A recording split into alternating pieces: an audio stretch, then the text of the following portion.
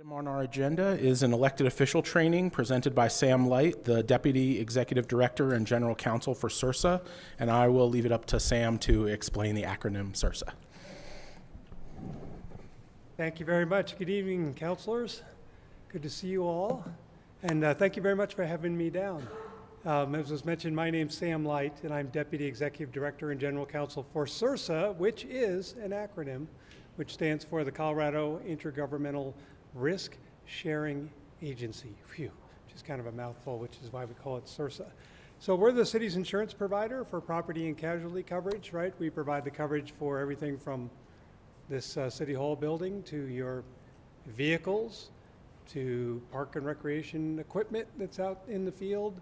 Some of the more esoteric type of insurance coverages that we provide for public entities are tailored to the risks of public entities, and that's things like probably of most interest to you, we provide public officials liability insurance, right? But we also provide law enforcement liability insurance, and then insurance that protects against bodily injury and property damage claims, everything from an auto accident to a slip and fall in front of City Hall. So that's kind of the bread and butter of what we do at CIRSA.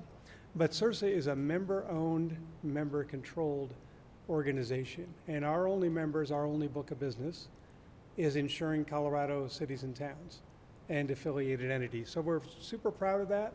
We're super proud of the long-standing relationships that we have with our members. To give you a sense of that, you've been a member here at the city of our property and casualty program since 1995. So thank you for your commitment to CIRSA, and I hope that we're upholding our end of the bargain in our commitment to you to provide you with the types of coverages and services that you need as a municipality to help you and your community get done whatever you'd like to do and to succeed as an organization. So you can learn more about us at www.cirsa.org. You can also read more about us on the first handout that I put at your places this evening. It's a CIRSA at a glance document that talks about some of the services that we provide to our members, organized by the functions that you perform. We have resources for every department within the city, whether it's law enforcement, public works, administration, and you all as elected officials, and resources for appointed officials. So please feel free to reach out if those resources are helpful to you. I left some additional information with your city manager that talks about the specific programs and services that we provide for the organization. One of those is providing, as you know, elected and appointed officials training. So tonight we're here for a little bit of a refresher. It's about a little less than a year ago that I was last down, and we talked about some issues then. Tonight's an opportunity to kind of, again, exercise that muscle, I guess, around good governance, right? And do a little bit of refresher around some of the core risk management and liability issues that we see, and also take a little bit of a deeper dive on some issues. I hope you share in this notion, but from our perspective at CIRSA, risk management is an issue for an entire organization. And a great attitude around risk management and safety and avoidance of liability starts at the governing body level, because you do, right, set the tone for the organization. You do set the resources for the organization around these issues. So continue to do the great things that you're doing, and you'll have great success. And your liability risks, the bread and butter, other bread and butter thing we do is handle claims, right? But with great commitment to risk management and risk reduction, you as an organization, right, will succeed, and your risks will tend to take care of themselves. So please feel free to ask me questions as we go through the material. Thanks again for the invitation to come down to Southwest Colorado. I was just telling Drew that, if you want to help me convince my boss that I need to split my time between the Front Range and Southwest Colorado, then hey, I'm all, please have at that. But thanks for coming down.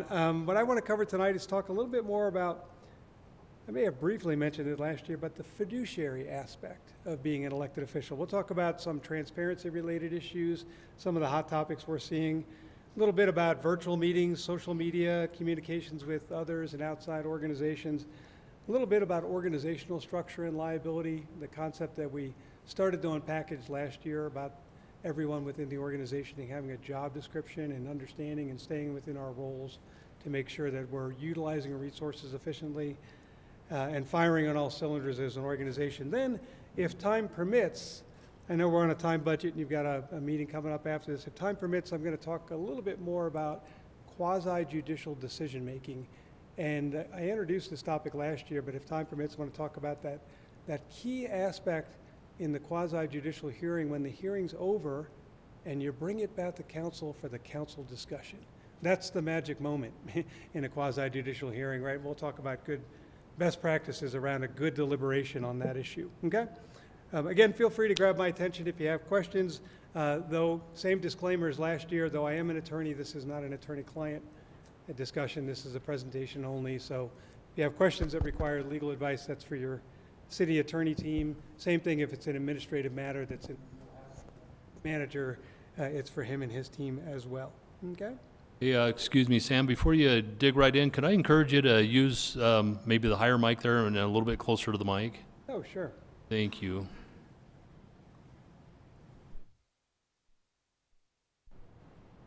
Okay. That going to be better? All right, thank you. Okay. Thank you for that, Drew.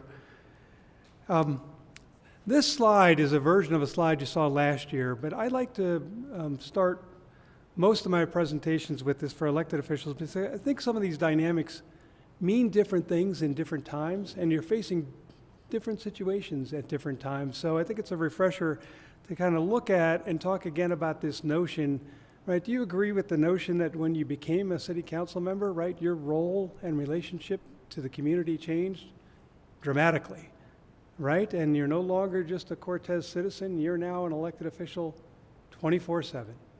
24/7. Please have that personal life and please enjoy it, but it's absolutely true that in the eyes of your constituents, in the eyes of the community, in the eyes of the people you take counsel from, they will always perceive you, right, to be an elected official, to be a representative of the city as an organization, to be a representative of the council as an institution. So that has significant meaning. Part of the role, particularly at the elected official level, is to be a great representative and ambassador for the city of Cortez. In legal terms, you're also what we call a fiduciary, right? And we all know kind of what that means. The legal definition, the one I use anyway, is that the fiduciary obligation is the obligation, right, to put the best interest of the city, right, to serve the interest of the organization that you serve as a fiduciary, put those interests above all other interests. That asks of you that you put the interest of the city and the public interest above personal interest, right?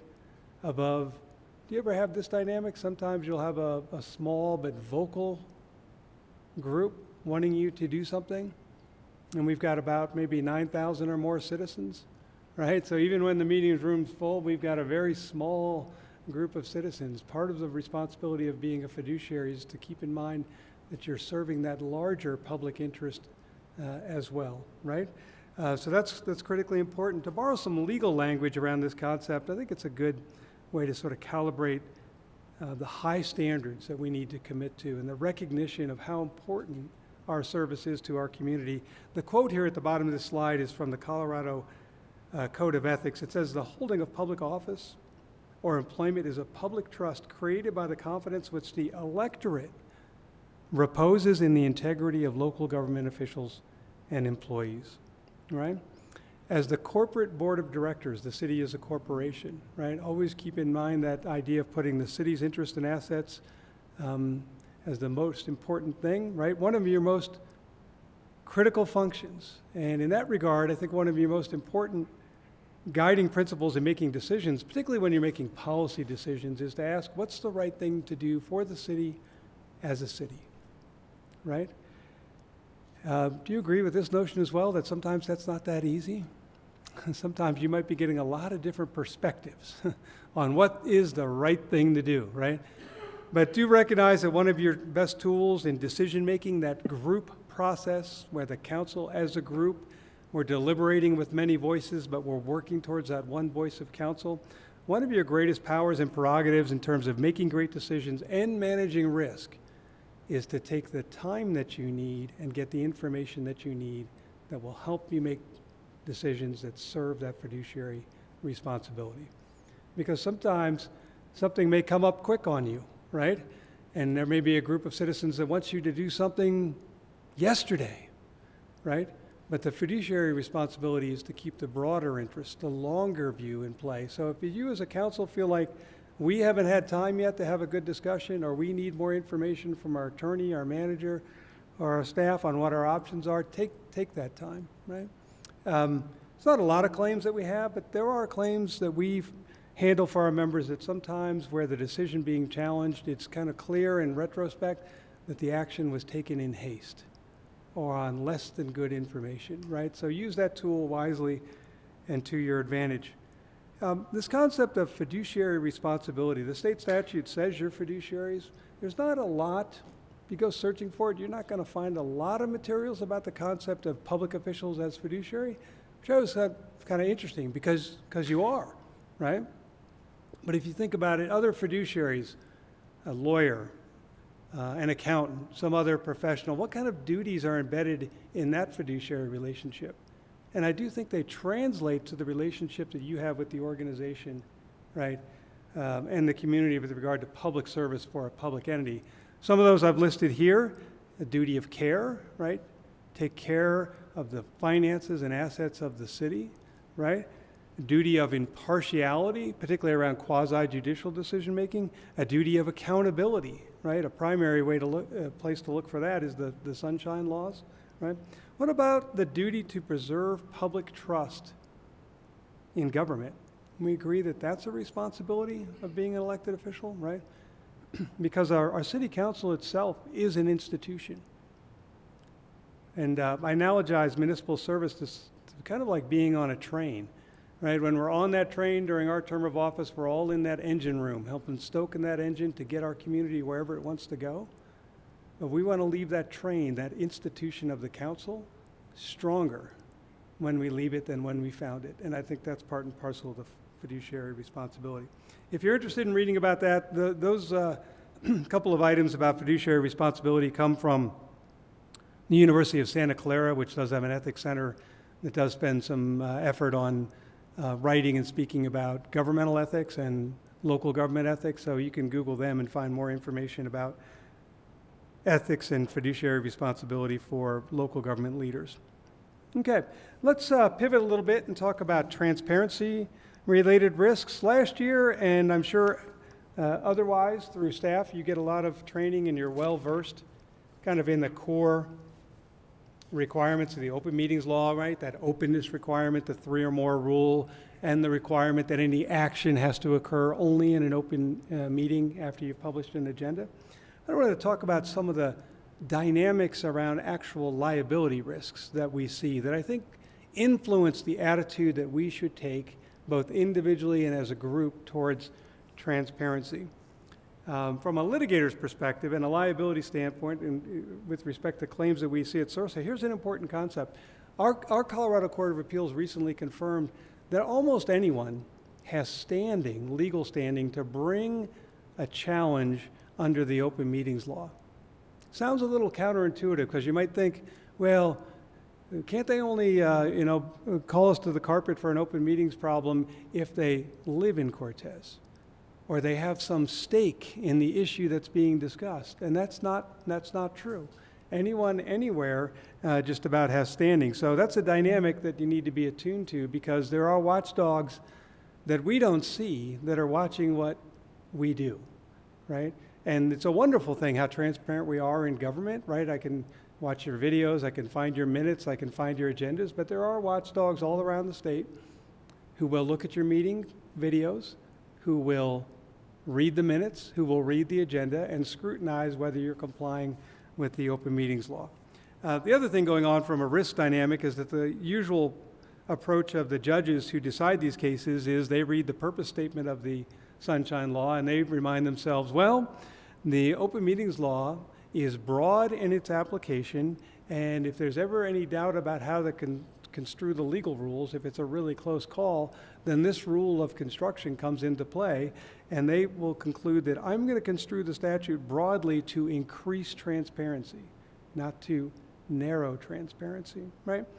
And then there's remedies. One of the interesting things from a claims perspective in terms of writing checks for claims and so on and so forth is an open meetings violation is not, from a certain perspective, a high dollar claim because there's no risk of money damages to the claimant. but it's a super high value claim in terms of risk to your reputation, right, and to faith. Excuse me. Just caught a tickle in my throat there. It's a huge risk in terms of faith and trust in how you do your business, right? So here's a couple of hot topics we've seen recently. I think I talked about this last year. The statute really is a rule of three. Whenever three or more members of the council meet to discuss the public business, has to be an open meeting. A one-on-one discussion is fine, and in fact is allowed under the statute. And in fact, I recognize it's part of the job of being an ambassador, not on quasi-judicial matters, right? Don't meet one-on-one on quasi-judicial matters, but it's absolutely true that elected officials might sit down for coffee one-on-one to get to know each other. But three or more openness rule applies. One-on-one is okay, but one-on-one, right, as a substitute for meeting in this room and talking through your issues is a problem under the open meetings law, and we've seen claims around that. So don't let one-on-one discussions become a substitute, right, for discussions that you need to have in this room together, right? Okay. Electronic communications are a big issue. A lot of risk around those issues. The statute has long said that a meeting for purposes of the open meeting law includes any kind of discussion, whether in person, by phone, or electronic means, right? When they put the word electronic into the statute back in 1996, they were talking about what? Email. Back when we all had Netscape accounts and there was that strange ringtone, right, when we got on the internet. Well, that's still true, but there's all sorts of other electronic communications now, right? So if, as it so states, the statute says a meeting includes any kind of gather and convene to discuss public business electronically, what's our view on whether text communications might raise a compliance issue, right? What about social media? Yeah. Those kinds of things are all in play, right? So remember that, right, and make sure we're being circumspect in this area and that we're not inadvertently walking into a situation where we might have an open meetings law problem through our electronic communications. Okay? All right. Executive sessions are a hot topic. Setting aside the legal risk for a moment, I think it's, in my years of experience of observing this, it's absolutely the case that when you're on the right side of the legal line, right, and you're following all the procedures for an executive session, you're following both the procedural and substantive limitations on convening executive session, you're going to be just fine legally, and any claim will be wholly defensible, and that claim, if we did everything right, will be won, and we won't have a problem there. But I think in terms of public expectations and perceptions, even wholly lawful use of executive sessions, if it's excessive, might create perceptions, right? So from your standpoint, one of the things you might want to ask yourselves in terms of faith and trust of the community is, do we absolutely need to have an executive session on this issue, right? That's kind of the threshold question, because we've heard situations where, again, even proper but perceived inordinate or excessive use of executive sessions becomes an issue for a council that they have to manage with their constituents. So, but on the legal side, make sure we do it by the book, right? Make sure that the procedures that you use to call and conduct executive sessions are all working right properly, okay?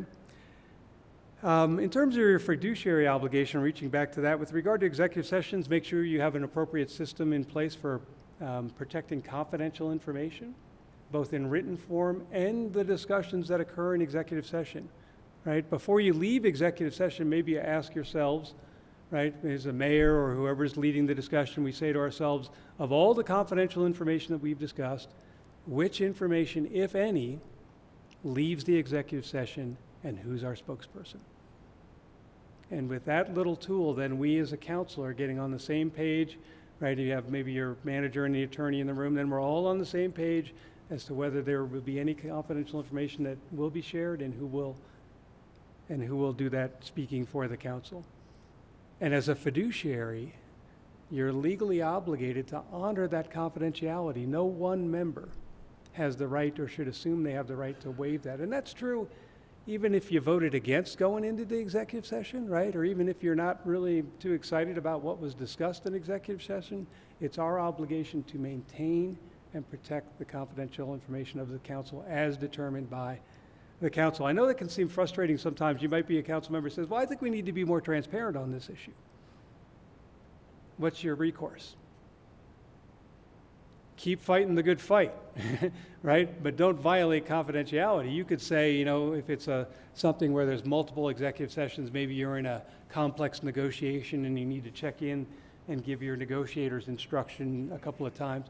You could say, well, look, fellow council members, is there anything that we can share? Or can we at least tell the public that this matter is subject to negotiation? Obviously, will eventually lead to a public meeting and an agenda item and an opportunity for public comment at somewhere down the road, right? But you can't be waiving or violating the breach of confidence as developed by the council, okay? Electronic meetings and electronic attendance have been a big issue since the pandemic. Were you all, did you move to a virtual meeting platform during the pandemic? Yeah, was that 5 years ago? I think I just heard on the radio the 5-year anniversary was, I thought it was March 18th was when, or close to it was when Governor Polis, but it was just about 5 years ago that we had that. So we still have lingering questions and issues from our members around virtual meetings, right? In terms of what we suggest to our members for best practices, sorry, I lost my place here, is to recognize there's no one-size-fits-all approach, but there are a couple of recurring risk themes around virtual meetings and virtual attendance. The first is the compliance with the open meetings law, right? Still has to be a situation where the meeting is open and everyone can hear and participate in the meeting. From your perspective as the governing body, if you ever went down this road, you want to make sure it's you can maintain the equal footing that council members have, right? It's a little bit more awkward to have some people appearing virtually and some of you in the room. Sometimes people might feel like, you got a nice setup, but if someone's virtual, am I being ignored, or are my comments being discounted, or can people still hear me? So those are one of the dynamics around that issue. You make sure if you go down this road that everyone can hear each other, can communicate effectively. In this day and age, even though we're sending all sorts of things into space, we still seem to have in every virtual meeting, there's always a risk of some technology glitch that comes up. So you have to be prepared for that as well. We tell our members who are thinking about going to a virtual meeting or having virtual attendance rules that we encourage them to approach it this way. As a governing body or whatever body's thinking about it, talk about your values among each other first. What does it mean to be present? What's important to our community? What do they expect? What resources might be required? Are we willing to put those resources? On this issue, if we go that route, what are our expectations when we want to deliberate with each other? Do we want to be in the same room looking each other eye to eye, or is virtual attendance, virtual meetings okay? So keep those issues in mind. Start with values first. Second, we recommend that if ever you're going to move to any sort of virtual meeting or virtual attendance, you have written rules in place. There is no one-size-fits-all. I would say virtual attendance and hybrid meetings are still a lot of our members have moved back to in-person. It's probably a smaller set of members that do this, but we always encourage them to have rules, policies in place first. So even because it seems like on one hand, maybe it's something that can be done simply, but it might appear to be ad hoc if we're doing it without a policy, and all sorts of questions come up. More on legal issues. One of the questions around electronic meetings that came up right at the beginning of the pandemic was, can we in fact even have a quasi-judicial proceeding by virtual meeting, right? Well, the Colorado courts did answer that and said it's possible to have a virtual quasi-judicial proceeding consistent with the due process clause, but that's just the tip of the iceberg in my estimation. There's all sorts of issues in quasi-judicial hearings where it's important for you to see the speakers, see the evidence, right? Understand their body language, because you're judges in that context. So that comes up for quasi-judicial proceedings. Executive sessions is a big issue. I think some of our members who allow remote attendance, they say for executive sessions that there are additional protocols that apply, or they don't allow attendance in an executive session virtually. There's privacy issues, security issues that come up. If it's a discussion of a personnel issue, right, I think you also have to ask the person who's subject to the executive session, are they okay with people participating that way as well, okay?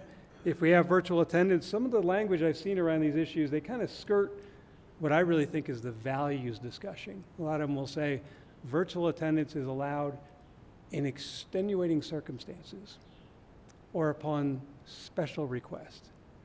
And have we, as the governing body, really talked about what that means to us, right? The language only takes you so far. I think having buy-in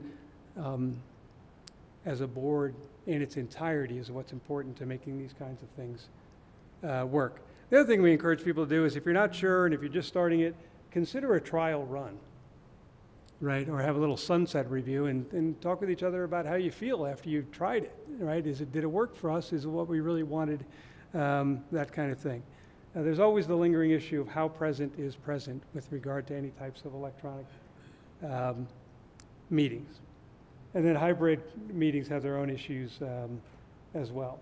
So I think the core issues in terms of practicality are being able to hear and communicate with each other, connectivity, how do we set up and request participation, and some of these legal issues about executive session and quasi-judicial discussions. Okay. Let's see, a little bit more on transparency issues. Who's active on social media? Anyone? Is your community active on social media? Do you follow it? Do you have the temptation to jump in every now and then? Or do you read something that gets your blood boiling? Or who agrees with this notion? Elected officials sometimes can be on the receiving end of a less than courteous commentary on social media. Yeah, or sometimes downright snarky or attacking or even threatening, right? So in terms of social media, I just want to get on your radar. There's various legal issues. Sounds like you're not very active as a group in doing your own discussions with each other on social media. That's probably a nice thing because you've avoided any potential open meetings issues or open records around that issue, right? Recognize that even if you're not active, but you're reading it, there's a quasi-judicial issue there as well. You want to stay away from following social media traffic on quasi-judicial proceedings. Why is that? Because as the judges, right, you're bound to only make your decision based on the evidence that's presented to you at the public hearing, right? So if you're scrolling on social media, and I don't know what you call it here on the Front Range, they have Nextdoor and other types of community groups, but if you're scrolling it and you see this discussion unfolding about some land use hearing, you want to promptly tune that out and say, that's not part of my thinking. I'm not going to follow that. I'm not going to read that stuff, okay? Back to my comment about the risks of actual threats to elected officials. A lot of what goes on social media, the overwhelming majority of it is protected by the First Amendment, and the law is evolving in this area. My takeaway in terms of risk management is don't second guess the perceptions of your own safety, but if you feel that someone is making a threat on social media directed at you, then get together with your staff, your manager, your attorney as necessary, the chief as necessary, so that they can help you assess that situation. I don't know how we got to it in this world, but once in a while there are people who do things in the social media world or elsewhere simply to bait you into an inappropriate response, hoping that you'll somehow violate their rights, right? And a lot of this does happen on social media, so be careful in that regard, but do get help if you need assessing, what is this? Should I be concerned about this? Should someone on our behalf, do something with regard to what appears to be an attack being made upon me via social media, okay? Any questions, thoughts around that kind of stuff?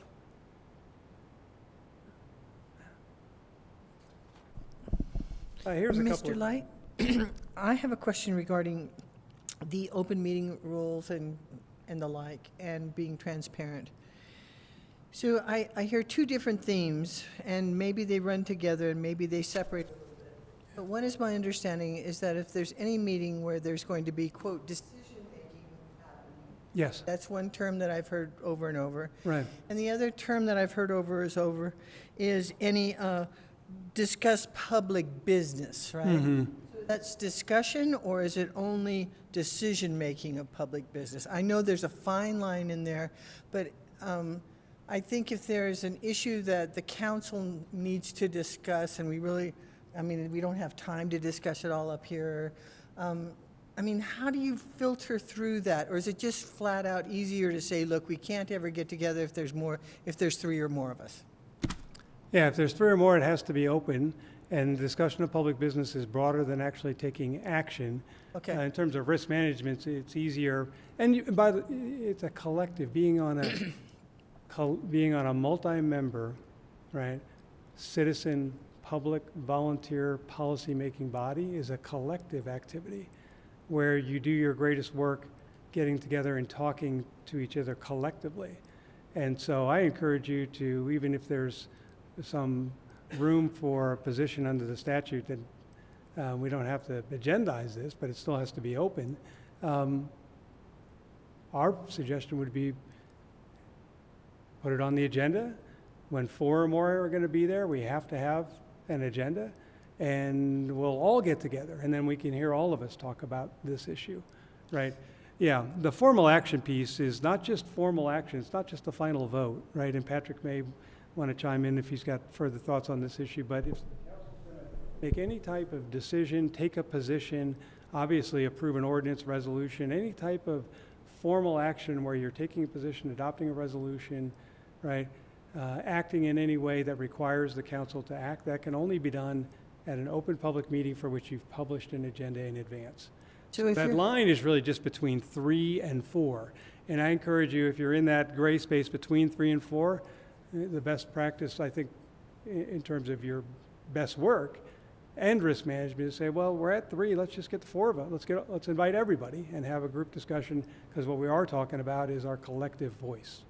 so if you're just having a meeting and you're learning about something and you're exploring things and you're looking at different options, and there's going to be, let's say, 4 there, and so you post it as a public meeting. Yep. Does that mean that the public has the ability to participate in the meeting, or that they can only come and observe the meeting? I'm going to say my piece and then turn it to Patrick so I don't miss something that you have locally. So under state law, it's not required to allow public comment on every item. There are certain items, public hearing items, right, where you absolutely must allow public comment. But not every item requires public comment under state law. Now, having said that, we have members that run the full gamut. Okay? Just to give you examples of that, sometimes there'll be a position that says, well, work sessions are only for council discussion and for council to get information from staff, and we don't take any public comment, right, all the way to the other end of the spectrum, where I have some municipalities, even though they're not required to do so, they allow for public comment on every agenda item. So, okay, the openness requirement is that they have a right to observe the discussion. It's not a uniform right to also participate in the discussion. And Patrick, is there anything you want to add? Yeah, I guess I would clarify that they may not have the right to provide comment or input, but they always have the right to attend and listen. And there is one exception in the open meetings law that discusses situations where, like Christmas parties or other social gatherings where you're not going to be discussing public business. And what I would always caution you, though, is don't just assume because it's a party that gives you carte blanche to sit down and talk about public business. If it truly is a social gathering, then don't talk about city business, and you'll avoid a problem with not having posted it or allowed the public to attend. Yeah.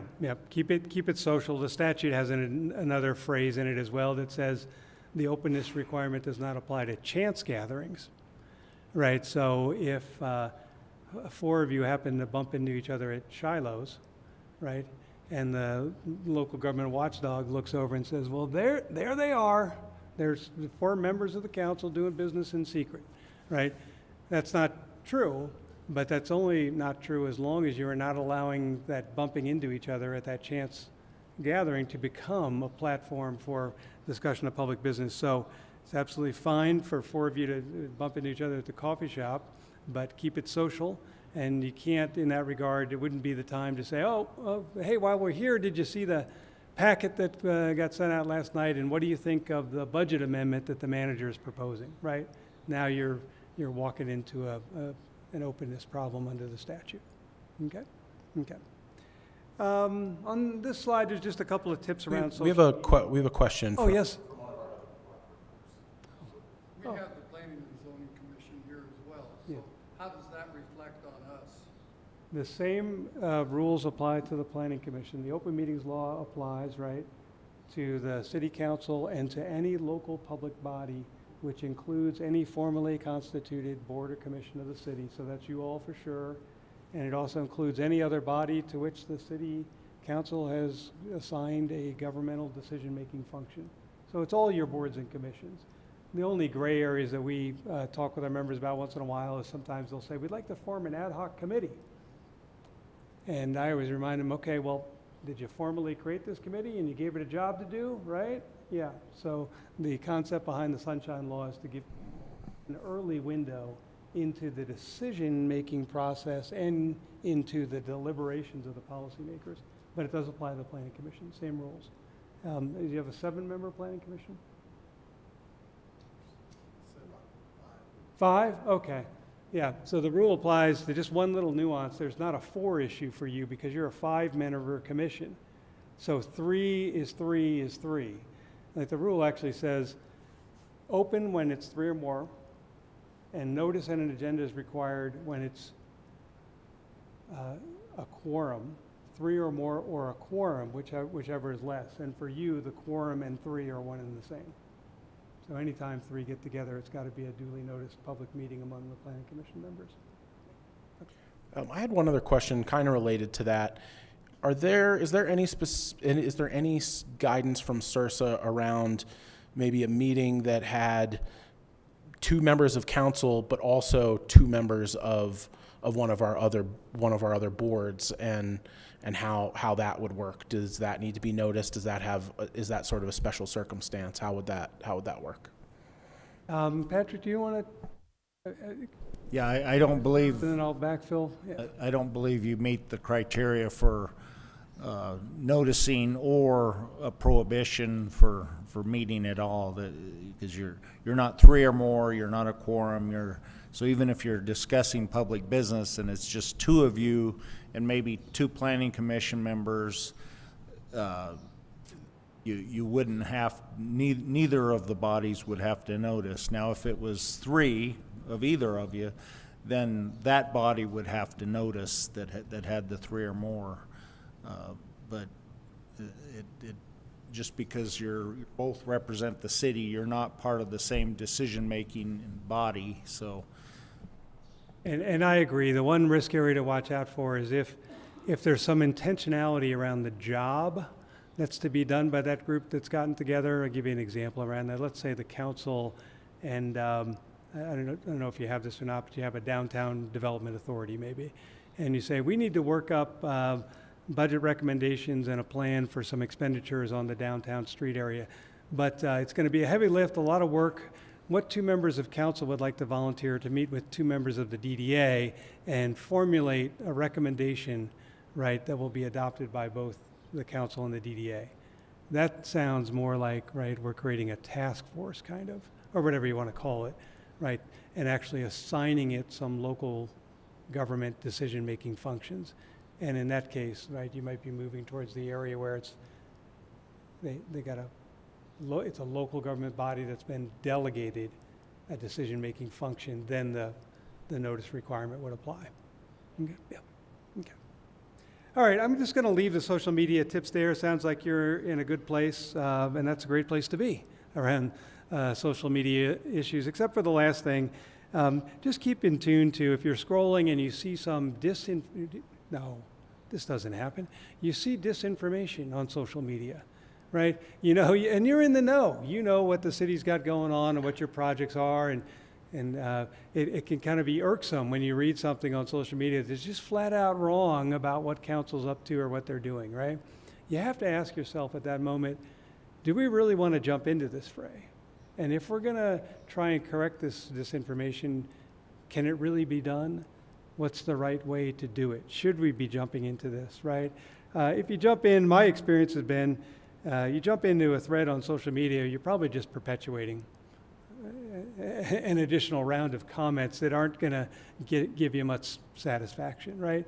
You as a city do have social media sites of your own, so I would encourage you, if you see something that really is bothersome about the city on social media, you get in touch with your city manager, right? And you point that out and say, is there any messaging that we can do that might help correct this, right?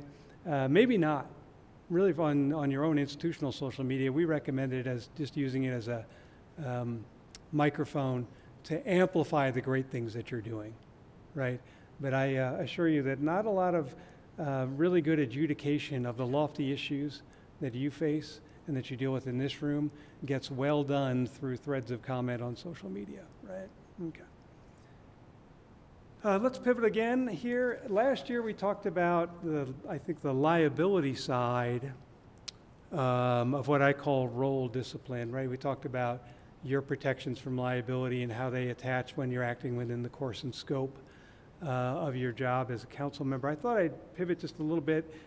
This graph was here last year, but I wanted to focus attention to it in terms of the legislative versus administrative distinction, right? How within every municipal structure, there's an allocation of responsibility. And by your charter and organizational structure, you as a city, right, have adopted what's really the gold standard in municipal government, where you as the part-time citizen legislators and policymakers can follow that same model as a corporate board, where you get to be the governing body, the corporate board responsible for policy and legislation, but you have a single point of contact as your CEO. What a wonderful place to be from a risk management perspective, because it allows you, right, to move and allocate to the manager those administrative responsibilities that you want the manager and his team to be responsible for, while freeing up your time to do the things that only councils can do. And where is that area where there are things that council can only do, where you want to be spending your energy? In this graph, I would commend to you that it's in the top two tiers, right? The city council, as a policymaker and the part of the organization that helps empower and resource the organization, you're at that level helping determine what the needs and wants of the community are, and at that high level helping determine how we put governmental resources on those needs and wants, right? So I would encourage you to be selfish about maintaining your focus on policy making, big picture thinking, forward looking. The important documents for the governing body, right, are things like the ordinances, the long-term plans, the master plans, long-term capital planning, thinking where do we want our community to be in 3, 5, 10 years, right? And not the day-to-day administrative things that are dealt with by your manager and his team, whether it's been allocated to them by ordinance, by charter, or by state statute. Another fascinating way to look at this issue is to remember that unlike other organizations within a municipal government where, you know, if you have a vacancy in a department head, you can find an interim, right? You can't find that for a city council, right? So there's no one else that can step in and do your job, so you want to focus your energy and effort on doing the job that council does and not have redundancy between what you do and what your team does on your behalf, right? A little bit more, if you want to dig into the details about that, there's some language in your charter about these issues, but the bigger picture is to recognize that in your organizational structure, right, by statute, by ordinance, certain duties are performed by the council and other duties are performed by the staff. That allocation of responsibility not only defines your organizational structure, it defines scope of employment, right, for liability purposes that we talked about last year, and it also, right, is there to serve and protect you as a council. It serves you because all those allocations take off your plate, the things that are administrative, right, allowing you to keep your plate, right, with a full plate of things to do in terms of policy making. I'll bet there's plenty, right? There's always more ideas, right, and more wants than there are resources, right? But at that high level as the corporate governing body, you help sort that out, right? Obviously the annual budget is the primary approach. But you see the allocation of responsibility even in that one example, right? Right. Your charter, like most charters or your ordinances, just say probably something interesting about the budget. There's probably someone who's responsible for preparing the budget, and who's that? Probably your manager, and there's someone responsible for administering the budget. There's one step in between there, and that is adoption of the budget, right? So you can see how there's the allocations around these types of issues, okay? You do have that gold standard. You've committed significant resources to it, so use it to your best advantage, right? Keep your focus on corporate values, missions as a collective body of 7, right? Focus your deliberations and energy on convincing each other, right, what the goals and priorities of the city as an organization at the writ large level ought to be. Recognize that if a matter is one that's been assigned by state statute or your charter or your ordinances to your manager and staff, then that's likely an administrative matter, right? And as we talked about last year, the biggest risk issue we see for elected or appointed officials individually is when they individually and improperly misperceive that they have authority on some administrative matter and jump into that, right, when they actually don't have that power. So it's not that administrative matters are completely hands-off, right? As a council member, if you hear something or have a question, you're absolutely entitled to ask a question and get information, but where do you want to focus that effort? With your city manager, right? Your city manager is your point of contact and your resource in that regard, okay? The distinction that I'm driving at here is particularly important in personnel matters. The governing body absolutely does have an appropriate role in personnel matters, but it's usually to stick to the big picture stuff, things like the overall departmental structure, the general personnel rules, establishing an entity-wide pay plan, selecting and supervising your direct reports, of which you have just a few, which is probably the manager, the attorney, the judge, and that's it. What a wonderful place to be. I will, because in my world, employment practices liability risk is ubiquitous. But the wonderful thing from your perspective is that the ballot asked you to be the citizen part-time legislator and policymaker for the city, not HR manager, right? And you can, and I'm not naive on these issues. I know sometimes you can hear things or people may try to conscript you into something, right? But in that issue, in terms of good risk management and making sure that the organization is functioning efficiently, you want to unburden yourself, right, of those issues and give them to the manager, and he knows that he's accountable to get those handled properly, right?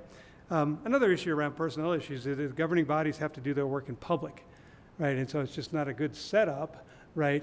And if you say, well, I get that, and I know that we might be raising privacy concerns or other kinds of risks for ourselves if we discuss a personnel matter that's not one of our direct reports in a public meeting, let's just talk about it quietly, right? Well, I've never had an elected official who's been individually involved in a personnel matter to an inappropriate extent where we had to take their deposition or interview them for a claim. They've never come back to me and said, that was a lot of fun to get into that litigation process.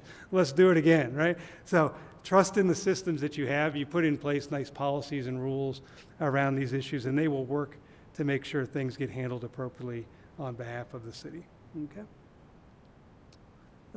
Last piece on that. It's true with personnel issues, but also with administrative issues. You might experience some pressure once in a while, right, to be pulled into an administrative matter, right? Maybe a citizen had an interaction here at City Hall. They didn't get the answer they wanted. They were frustrated or something like that. And this is their natural inclination, and they can't be faulted for that, but what does the citizen then want to do? It's to reach out to their elected official and talk to you about my building permit, or hey, I'm having trouble with my licensing or my tax issue, or I've got, it's a little bit easier, but it still happens. Oh, I've got this ticket over in municipal court, right? Those are all issues that you've entrusted, right, by law to your staff.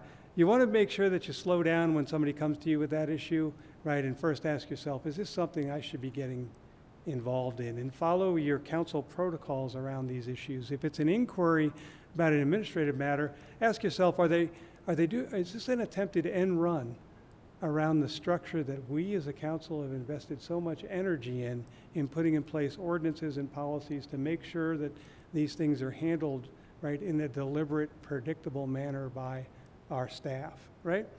So be careful of those issues as well. And a couple more tips on council staff roles.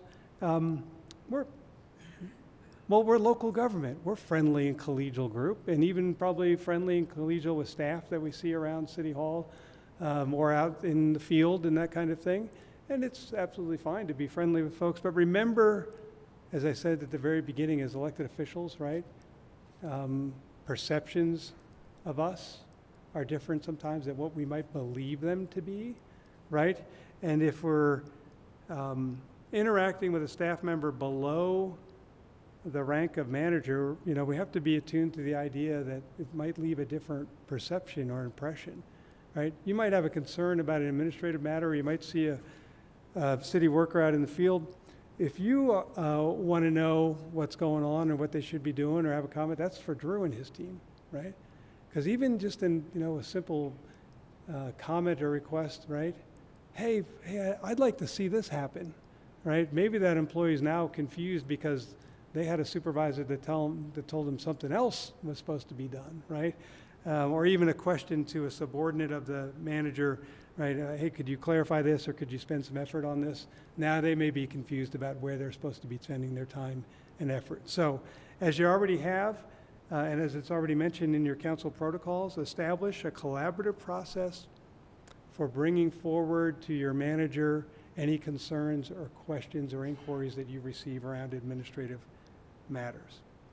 In terms of direction to your few direct reports, again, being on a multi-member governing body is absolutely a we job, even with your direct reports. We have 7 members, but the city council is not a group of 7 bosses. It's one boss with 7 members, right? So make sure you invest the effort at the council level to work through any differences of opinion that you have as a council about what the direction to your staff ought to be. And you want to do that. And you own those issues anyway, but you want to own them because that's how you get clarity, accountability with what your direction is. Okay? All right, let's flip and talk about personal conduct. Last year we talked about the code of ethics and things like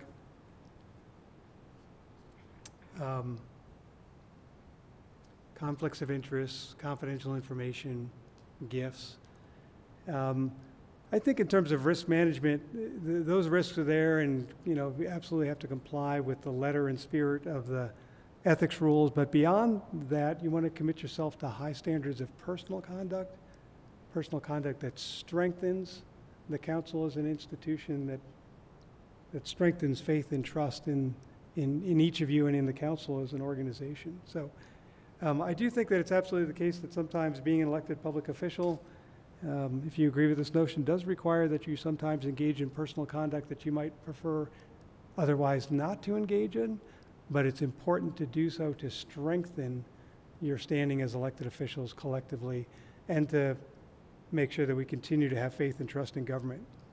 Some of those sacrifices are things like putting aside a personal interest or agenda, right, when there's lack of support, right? Maybe thinking, well, one of my paramount objectives for this year as a council member is that we pursue this ordinance to do this. But if I can't find 3 council members to come with me, right, I have to be willing to shelve that interest in view of service of the work plan of the group as a whole. That's even true when the tugging is coming from outside, right? You may, going back to my earlier example, you may have a small but vocal minority that wants you, right, to be the champion to spend resources on some issue or jump in and get involved on behalf of an issue, but there's really not council support for that, right? So that's when you want to slow that down. Even if you have outside groups wanting to tug on you individually, you have to remember, well, I don't have the ability to commit that. And frankly, before we get too deep into this issue at all, I really need to see whether my council, whether we as a council want to get involved in that issue. I don't know, do you have split votes that often? Once in a while? Yeah, you know. If you have a split vote, it's absolutely the case. You don't have to be the main cheerleader for something that you didn't vote for, but you do have to respect the decision that was reached, right? It's recognition that as elected officials, we're all going to win some and lose some, right? From a liability standpoint, absolutely are duty bound not to do anything that would undermine the decision that was reached by council or that would create liability around it. I've had extreme examples around that where there was a 4-3 vote on something like a development project, and somebody on the 3 side tried to get staff to stop issuing building permits for the project. Good idea? Not a good idea, right? That kind of thing. So make sure that, personally, it also requires that we respect the council's protocols and the other rules and norms of conduct that we've agreed to follow, right? Take a look at those. That's a wonderful set of protocols that you have. I've put them in my library because other members who are not as far down the road in thinking about these issues look for examples, and so I share your example of your protocols as good rules to help clarify some of the gray area around what are our agreed upon norms for how we do certain things. Okay? One last one regarding personal conduct is avoiding perceptions either internally or externally of getting ahead of or speaking for the voice of counsel where counsel has not yet spoken. Do you agree with this notion? Like in this information age, it's like sometimes your citizens and constituents and everybody wants to know from you tomorrow's news yesterday, right? And we want to be responsive and we want to be helpful, but it's a wise counsel that's attuned to the idea of whether we have within our own group of counsel individuals who might be purporting to speak for us before we've had a chance to speak. This risk can really creep up on you, right? And the fiduciary responsibility is to make our voice stronger, right? And to recognize we're all on an equal playing field together and we all should have a voice in developing that one voice of counsel. I'll give you one example of that. Had an elected governing body where in between meetings, the mayor went ahead and signed a letter on behalf of the council purporting to, this was council's position on this issue. And then he came to the next council meeting and said, oh, well, among the report items I have, since the last meeting, I went ahead and signed this letter and sent it off to this other government, telling them that this is how we felt about this issue as council. What do you think? Yeah. It wasn't so much about what the position was in the letter. That was important because some people had different views, but the frustration was we didn't get a chance to talk about it before one of our own, right, purported to convey a position. And it can disable your deliberations as well with the issue of proxy talk that I'll talk about in a minute. Be particularly attuned to the difficulties that this issue can create when dealing with the press or on social media. I used to be a newspaper reporter. I don't get a chance to use those skills as much as I used to, but they're pretty adept, right, at finding an individual, one of you, right, and ferreting out your views, which they then report as council view. And it is a council member view, and you're going to follow your protocols and tell them, right, that this is my own personal opinion, right? But if you have one of those interactions, be sure to promptly advise the manager or the mayor, I can't remember which the protocol says, because you know how it is, particularly around emotional and high-profile issues, communications accelerate so rapidly that you want to keep on top of those as a council so that you're always in a spot where you're looking good and have your communications coordinated on your behalf, okay? Let's see. It also requires, personal conduct also requires recognition that there are some behaviors that can be destructive to a public body and its agenda and reputation. Some of the issues that people call us about or that we've written about, one of them is the outlier syndrome. My boss, Tammy Chenoy, wrote an article in the handbook called the Governing Bodies and the Outlier Syndrome, which is now, I'm kind of proud of this for her, it's now gone viral, and it's been republished in some national publications. But it's a good analysis of the problem that we have when elected officials choose to ignore the fact that being on a multi-member governing body is a we job, and that in that context, the we is much more important than the me, right?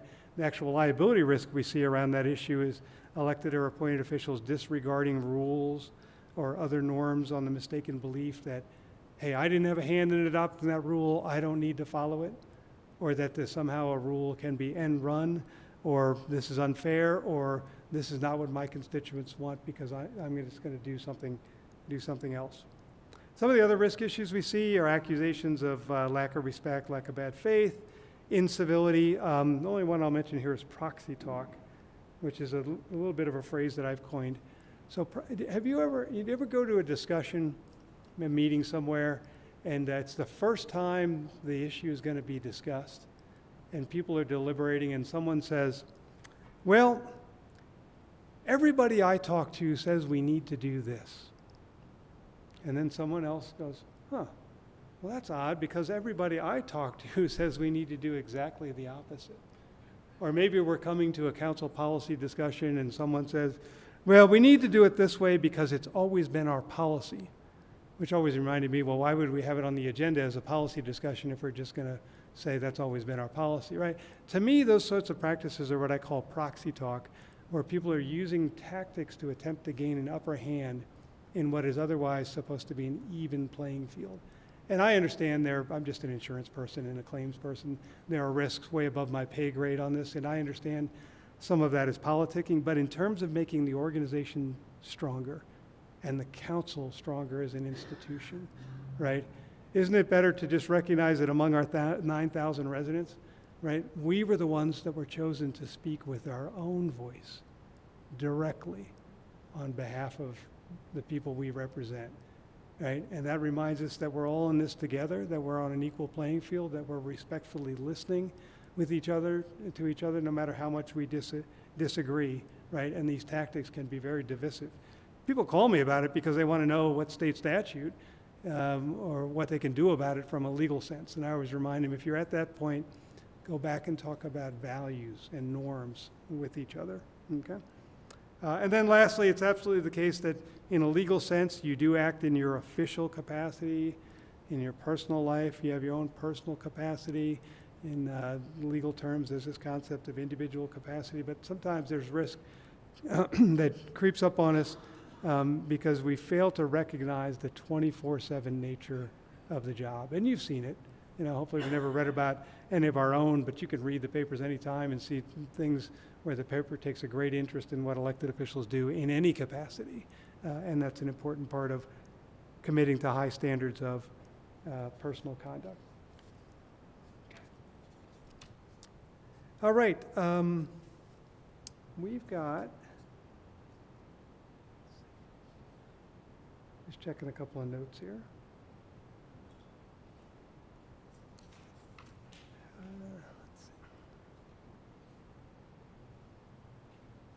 Just a couple of minutes, I want to talk about quasi-judicial decision-making. Oh, by the way, I want to go back and tell you, because I forgot to mention, one of the handouts is about email and the risks around email. It's got some suggested tips and best practices around email. So every organization's got its own processes around that, but whatever they are, make sure you're adhering to those processes around effective communications and keep your staff in the loop. Let them run interference for you and help spot an issue that really requires staff attention. Let them, your manager, be a conduit for help, like collecting information and then repackaging it as necessary to comply with requirements and send it back out to council, right? And that's a helpful way to keep communication flow going. I didn't mention it here, but it's on the handout. Do recognize, obviously, that the correspondence of elected officials is by and large a public record, right? There are some exceptions, but so be circumspect in your use of email and in practical terms. Don't say anything in an email that you wouldn't want to say in a public meeting. All right, let's talk about quasi-judicial decision-making. We did talk a little bit about this last year, and you know, you've had plenty of training on what the distinction is, right, between quasi-judicial and legislative. And in that quasi-judicial role, you're acting as judges, standing in judgment of things like a land use application or a liquor license or some other application where you've got a specific applicant in front of you asking you to make a decision that affects their own individual constitutionally protected property rights. That sounds like a pretty significant power, There's only 7 people, along with the help of the Planning Commission. So we got 12 people in the community of 9,000 people. Only 12 people at the end of the day get to decide whether someone gets a rezoning or gets their subdivision approved, right? That kind of thing. So you have to appreciate that the grand bargain in having that power is to make sure you honor people's due process rights. Okay, and the last handout gives you some tips about that issue, some best practices. Obviously, the main one that we talked about last year, and I've got on this slide, is remember the ex parte contact rule, that you cannot have discussions with people about an application outside of the public hearing. I know it sounds and is a lonely part of the job. Because when you have a controversial application, what's the citizen's natural inclination? They want to talk to you. You're the decision maker, right?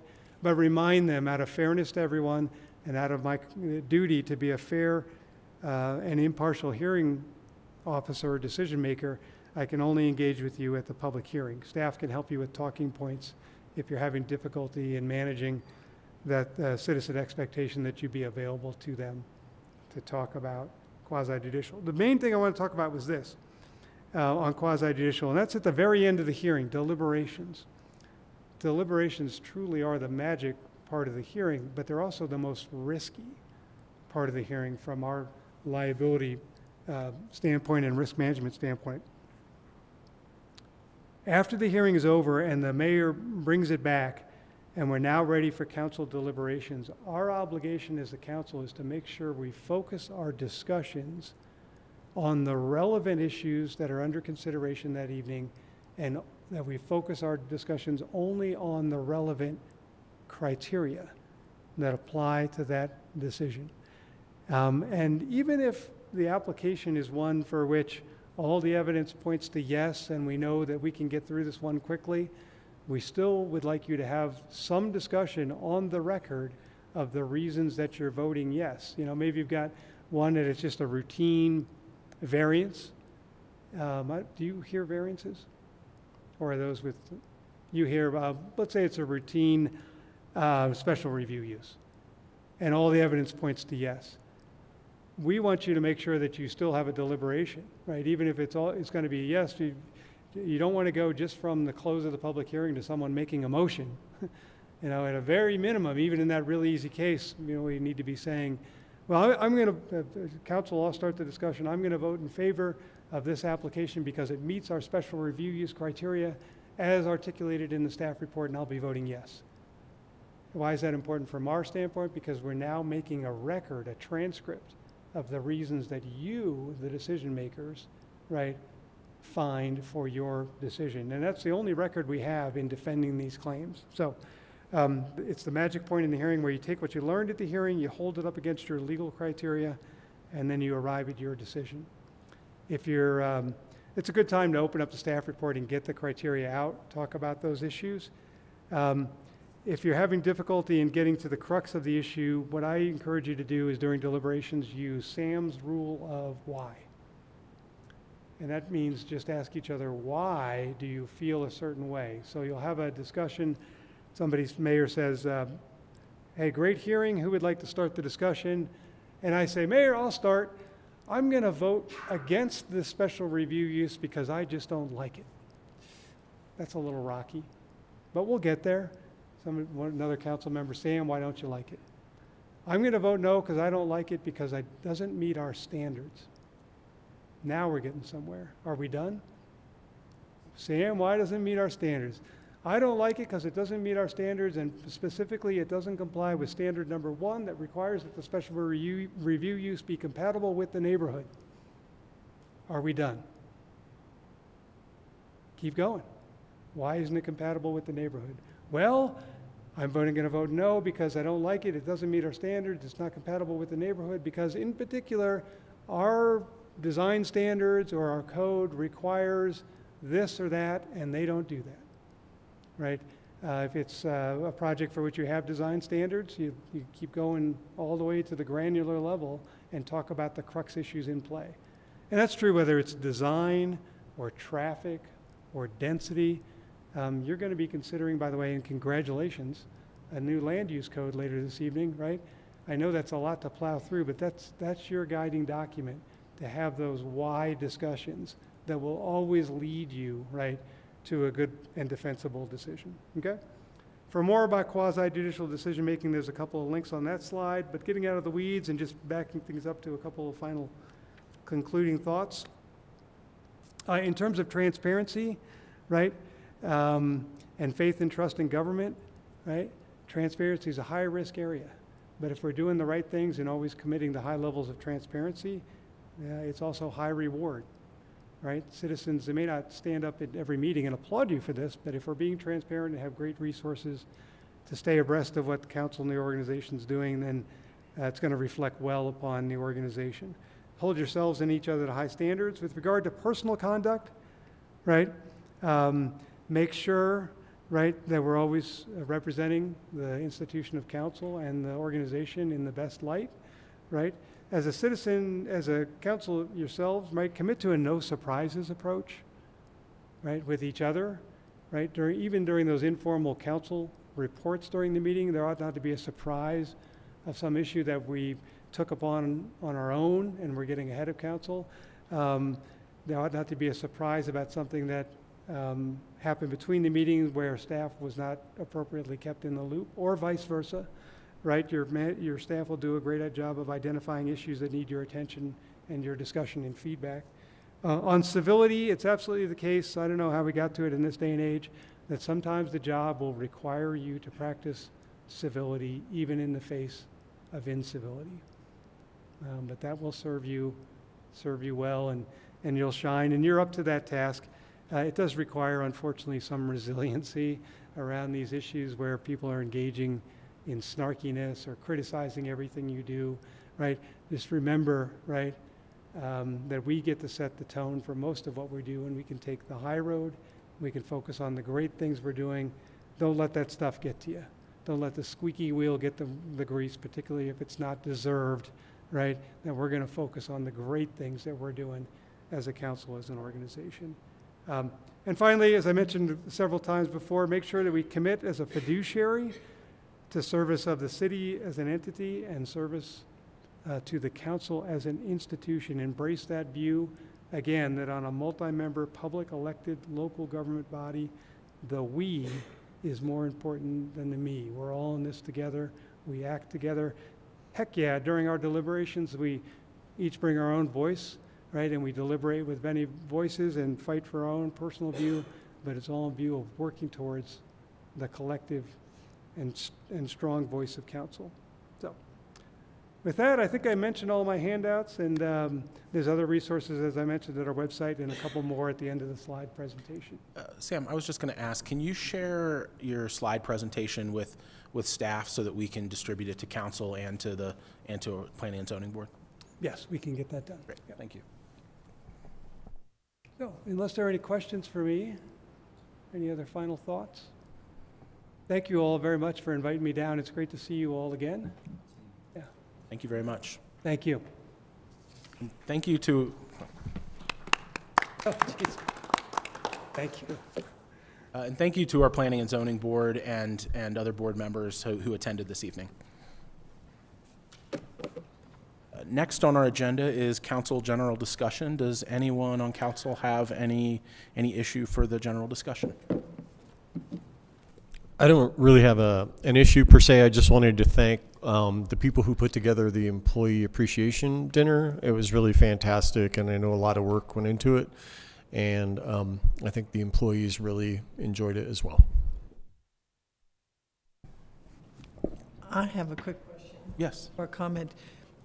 Last week, we talked a bit about the natural medicine moratorium that we put into place, and what was moving forward. In my understanding was that staff was going to come up with some recommendations, or that we were going to have some council members involved in those discussions. And I think I was looking towards finding out where our next step is on that. There were multiple council members that were interested in participating in that. I'm just trying to get a feel for where we're at as far as scheduling something ahead and what it might look like, because we've got a 6-month moratorium, and I don't want this to catch us unawares. There's a lot of stuff happening in that area right now, and that's where I'm at, so I was just wondering. Mr. Sanders can jump in as well. I think our next step would be to reach out to citizens for a committee to review that possible regulations. And I believe we have a list of council members that would like to participate in that process. Is that correct, Drew?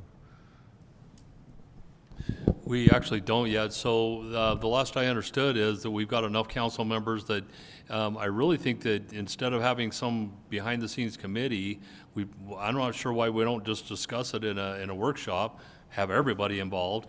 But our delay right now is really just waiting till we get a full council. And we haven't had access to that, and tonight we still don't.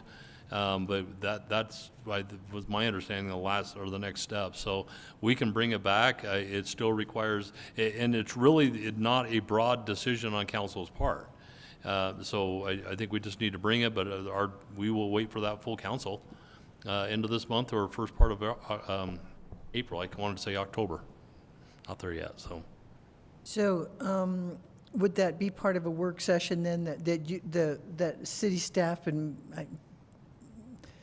would put forth some ideas or bring it up, and then we'd start to discuss it at that point? I hate to see us bring a fully formed product to us when we're in such a immature stage of this. So I hate to see you put a bunch of energy into that. But there's a ton of stuff that's happening with it. And I think it's just a broad education is going to be appropriate at first, and then we can go from there. But Yeah, and absolutely, it is something that we can bring some ideas forward, but it's really pretty simple. The only choices council have is time, place, and manner. And so if you all want to be thinking about where those should be in the city, and I would, submit to you, do you want that in the central business district? Do you want it in just a commercial area outside the district, or in an industrial area? And all three of those are valid. And then, time, it would just simply be operating hours, which I don't think is going to be a huge hurdle to overcome. And manner, and we can discuss that a little more in depth when that time comes. I think we also have some options regarding advertisement. I've been reading on it, and I believe that the city council has some options on that also. So there's a bunch of stuff for us to talk about, but I'd just like to move it forward and get it on the schedule coming up.